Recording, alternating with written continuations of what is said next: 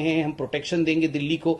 किंतु अगर ये आंकड़े जो आज आपके सामने हम रख रहे हैं, इन आंकड़ों को आज अगर हम जांचेंगे तो जनता का तो आत्मविश्वास आपके ऊपर है नहीं।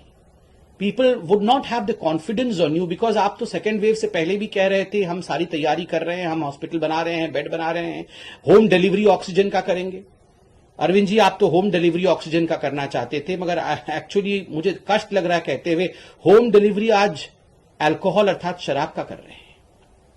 शराब के होम डिलीवरी में आप सक्सेसफुल रहे, किंतु ऑक्सीजन के होम डिलीवरी में, कंसंट्रेटर्स के होम डिलीवरी में, दवाइयों की होम डिलीवरी में आप सक्सेसफुल नहीं रहे। और क्यों नहीं रहे, इसका जवाब भी आपको श्वेत पत्र में देना चाहिए। अब मैं कुछ सवाल आपके सामने रखूंगा जो बहुत तीखे हैं, मगर यह आवश्यक है अकाउंटेबिलिटी के लिए, क्योंकि सर्वाधिक जो डेथ्स हुई हैं वो दिल्ली में हुई है। अरविंद केजरीवाल जी, क्या यह हकीकत है कि जिस समय ये कोविड का सेकेंड वेव दिल्ली में अपने चरम पर था, जानबूझकर और दिल्ली में आपके सरकार के साख को बचाने के लिए आपने टेस्टिंग को कम कर दिया, आपने टेस्टिंग की संख्या को कम कर दिया, क्या यह हकीकत है?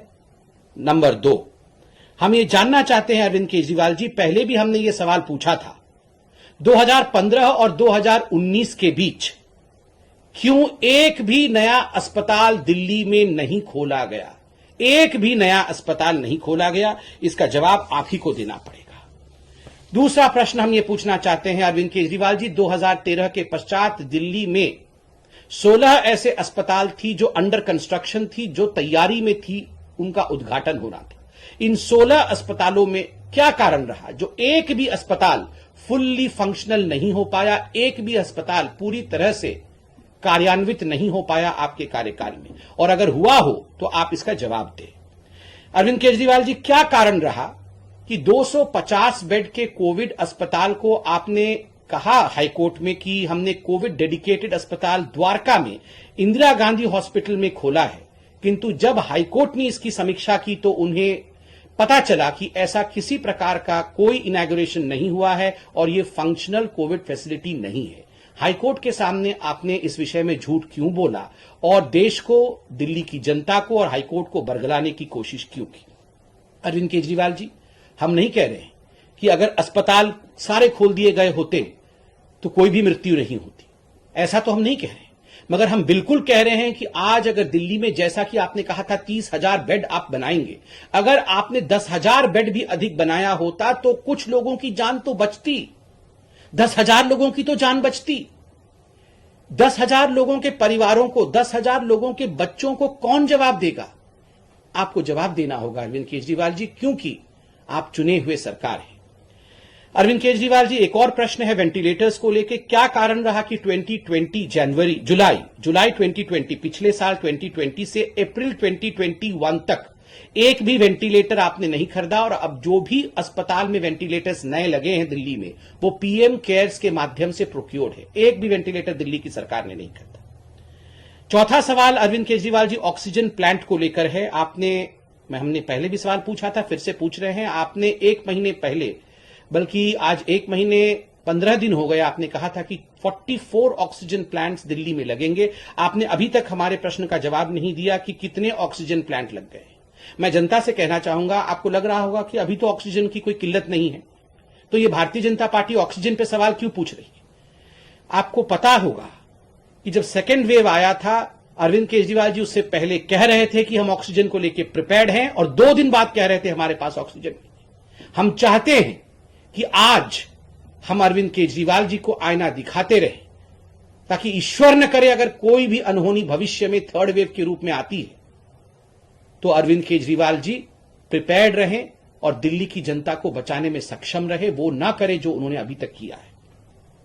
ऑक्सीजन मिसमैनेजमेंट को लेकर जो आप लोगों की लॉजिस्टिक में गलती रही है, हम जानना चाहते हैं इस श्वेत पत्र में ऑक्सीजन मिसमैनेजमेंट को लेकर केजरीवाल जी, कि आपने सुप्रीम कोर्ट में ऑक्सीजन ऑडिट को लेकर मना क्यों किया था, और जब ऑक्सीजन ऑडिट की बात हुई तो तुरंत आपने ये क्यों कहा कि अब हमारे पास एक्सेस ऑक्सीजन है और जो प्लांट्स हमें ऑक्सीजन सप्लाई कर रही थी वो हमें सप्लाई करना बंद कर दे या उन ऑक्सीजन को डाइवर्ट करना शुरू कर दे? 2 दिन के अंदर ऐसा क्या परिवर्तित हो गया? क्या यह सच नहीं है कि कहीं ना कहीं ऑक्सीजन ऑडिट के नाम को सुनते ही आपको लगा कि सच का भांडाफोड़ हो जाएगा और आपने एक यू टर्न लिया। इसको आप जरूर व्हाइट पेपर में मेंशन करें।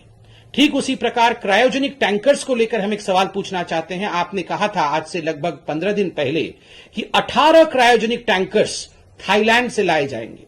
आज दिल्ली की जनता और हिंदुस्तान की जनता जानना चाहती है व्हाइट पेपर के माध्यम से अरविंद केजरीवाल जी कि कितने क्रायोजेनिक टैंकर्स ऑक्सीजन सप्लाई के लिए, क्योंकि आप कह रहे हैं कि आप प्रिपेयर कर रहे हैं थर्ड वेव के लिए, कितने क्रायोजेनिक टैंकर्स आए हैं, ये हम जानना चाहेंगे।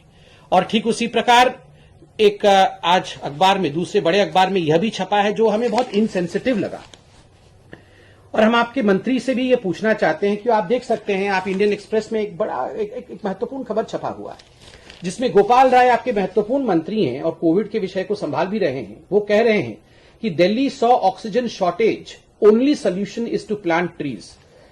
उन्होंने कहा कि Delhi saw an oxygen shortage during the COVID pandemic and the government made efforts to bridge the gap and were successful. COVID cases are decreasing on a daily basis, but to reach a permanent solution for this oxygen problem, we are going to plant 33 lakh trees. देखिए, आप पेड़ लगाना बहुत अच्छी बात है, पेड़ बिल्कुल लगाएं, हम भी आपके साथ खड़े हैं। ये तो हमारा एनवायरमेंट को बचाने का उद्देश्य भी है, उस पर कोई क्रिटिसिज्म नहीं। मगर ये जो इनसेंसिटिव रिमार्क और एक मैं कहूंगा अज्ञान वसत रिमार्क आपके मंत्री ने केजरीवाल जी ने किया है। आपके मंत्री कहते हैं कि ऑक्सीजन की कमी से लड़ने का एकमात्र उपाय है कि हम पेड़ लगाएं और थर्ड वेव से जूझने के लिए हम परमानेंट सोल्यूशन ढूंढ रहे हैं और 33 लाख पेड़ लगा देंगे। मुझे लगता है अरविंद केजरीवाल जी, इस प्रकार से तो आप नहीं लड़ पाएंगे। इन चीजों को बहुत साइंटिफिकली डील करने की आवश्यकता है। और वैक्सीन को लेकर भी आपने कई झूठ फैलाए हैं।